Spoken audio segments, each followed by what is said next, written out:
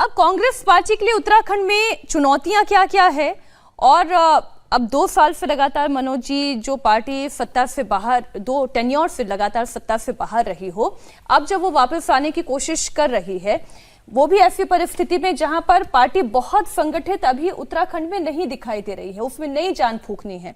मल्लिकार्जुन खड़गे का जाना ये क्या इशारा देता है? जो उन्होंने मंच से संबोधन दिया, क्या उससे जान आएगी कांग्रेस पार्टी उत्तराखंड में?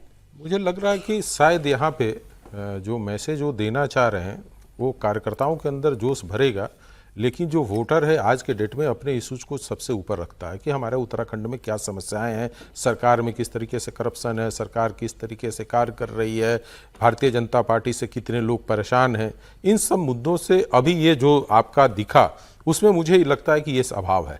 हाँ, ये कहूँगा कि जो जंतर मंतर के साथ संदेश कांग्रेस का था उसको बढ़ाने का काम इन्होंने उत्तराखंड में किया है, लेकिन कहीं न कहीं राजनीति जो सोच है और भारतीय कांग्रेस की जो अपनी रणनीति है उसके अंतर्गत उसे लगता है कि उत्तराखंड में चूंकि पिछले 10 सालों से सरकार है, यहाँ एंटी इनकम्बेंसी दिखेगा, मुख्यमंत्री का चेहरा चूंकि 6.5 साल से वो मुख्यमंत्री के तौर पे भी हैं, तो उनका उस तरह की पॉपुलरिटी नहीं दिख रही है, तो इसमें वो इनकैश करने की कोशिश नहीं कर रहे। उनको लग रहा है कि ये हो ही जाएगा। जैसे राजनीति में समझा जाता है कि सामने वाला जो सत्ता में है वो कमजोर होता है, विपक्ष हमेशा मजबूत होता है। तो मुझे लगता है कि कहीं खड़गे जी इस चीज को मिस कर रहे हैं। हाँ, जिस तरीके से राहुल गांधी ने यहाँ पे आंदोलन के रूप में भाग लिया जेएनजी के साथ, उस मैसेज को इन्होंने उत्तराखंड में बहुत अच्छे तरीके से, चूंकि पूरा भाषण अभी नहीं देखा हूं मैं और नहीं सुना हूं तो नहीं बोल सकता, लेकिन उसमें मुझे लग रहा है कि इनके भाषणों में कमी है। जोश जहां तक कांग्रेस की भरने की बात आ रही है तो कांग्रेस को पहले वहां संगठित कर ले, इसके बाद जोश भरे और कम से कम इतना तो कर लें कि भाई वहां पे जो 70 सीटें वहां पे हमें कैंडिडेट तो मिल जाए एक अच्छा, जिससे हम चुनाव लड़े। तो कांग्रेस को चुनौती इतनी बड़ी है विजय जी कि अभी अगर कैंडिडेट की भी बात करें, संगठन उतना ताकतवर नहीं दिख रहा। देखिए, उत्तराखंड ऐसी स्टेट है जहां पर कांग्रेस के लिए अच्छी संभावनाएं बन सकती हैं। यदि अगले साल जो 7 राज्यों के चुनाव हो रहे हैं उसमें उत्तराखंड ही एक ऐसा है जहां पर उम्मीद वो कर सकती है, लेकिन क्या वहां पर कोई लीडरशिप तैयार हुई है, नई लीडरशिप तैयार हुई है जो रावत साहब, हरीश रावत साहब के अलावा और कोई नए लोग तैयार हुए हैं? ज़्यादातर जो पुराने लोग थे वो तो सब भारतीय जनता पार्टी में आई गए, सरकार में भी हैं उनमें से ज़्यादातर लोग। तो क्या पार्टी की कोई एक बिल्कुल नई पैकेजिंग के साथ, नए ब्रांड के साथ, नए आइडिया के साथ कांग्रेस को वहाँ पर आना पड़ेगा। कांग्रेस का कार्यकर्ता, कांग्रेस का वोटर वहाँ पर है। जैसे और राज्यों में उनकी स्थिति खराब है, उत्तराखंड में है, गुजरात में है, उससे बेहतर स्थिति में उत्तराखंड में है।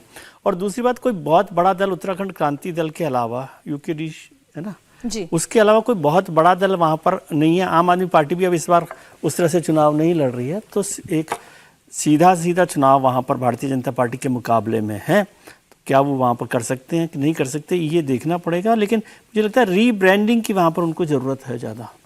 मैं तो ये कहना चाह रहा हूँ, उत्तराखंड गए ना कांग्रेस अध्यक्ष मल्लिकार्जुन खड़गे साहब, तो मुझे लगता है कि शायद प्रदेश अध्यक्ष वो गणेश गोंदियाल से ही मिले होंगे।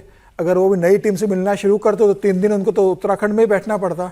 अब टीम डिक्लेयर किए इन्होंने, आप क्या टीम डिक्लेयर किए, 24 उपाध्यक्ष किए, 36 महासचिव और 107 सचिव डिक्लेयर किए। इतना छोटा प्रदेश है और इतनी बड़ी राष्ट्रीय प्रदेश की टीम आप डिक्लेयर कर रहे हो। वहाँ पर कुमारी शैलजा और जो प्रदेश अध्यक्ष है वहाँ पर गणेश गोंदियाल, उनके आपस में अंडरस्टैंडिंग नहीं हो पा रही है टीम बनाने को लेकर। 8-9 महीने बाद प्रदेश अध्यक्ष अपनी टीम घोषित कर पा रहा है, वो अपने हिसाब से टीम घोषित नहीं कर पा रहा है। 1 महीने पहले वो कहता है कि मेरी टीम बहुत छोटी होने वाली है, बहुत सक्रिय टीम रहने वाली है। कल जब उत्तराखंड की टीम जारी की तो आप 24 उपाध्यक्ष बना देते हो, 36 जनरल सेक्रेटरी बना देते हो और 107 सचिव बना देते हो। इतने छोटे राज्य में इतनी बड़ी टीम आप बना रहे हो, तो आप सभी नेता आप क्या बन गए, तो कार्यकर्ता कौन बचा? मुझे लगता है जितने पार्टी के वहाँ सदस्य होंगे सबको आपने कोई ना कोई जिम्मेदारी दे दी है।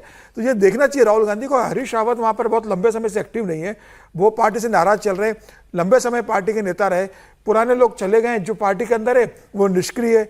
गणेश गोंदियाल को बहुत हाथ में आपने ताकत दी नहीं है, तो राजनीति अब वहाँ कैसे करोगे देखने वाली बात होगी। पार्टी वहाँ पर भी आंतरिक संघर्ष से जूझ रही है, आपस में नेताओं में वहाँ पर जिस तरीके से सत्ता संघर्ष हो रहा है, क्या ये पार्टी वहां मिलकर चुनाव लड़ पाएगी, ये देखने वाली बात होगी। अब राहुल गांधी सिर्फ एक गूंज का कार्यक्रम करके आ जाते हैं, मल्लिकार्जुन खड़गे एक कार्यक्रम करके आते हैं, इससे पार्टी वहां मजबूत नहीं होगी। आपको जबरदस्ती काम करना पड़ेगा। आप जो कहना चाह रहे हैं कि मंच पर खड़े होने वाले नेता ज्यादा हो जाएं और नीचे कार्यकर्ता कम रह जाएं, तो ऐसे तो पार्टी जीत नहीं सकती। नहीं, मतलब इसको ऐसे भी समझिए कि उत्तराखंड में कुल जिले हैं 13। अब गिनती कितनी आपने बता दी, तो मैं तो गुणा कर रहा 13 7 91 सबसे ज्यादा कार्यकर्ता कांग्रेस के वही हैं उत्तराखंड। 170 की टीम है।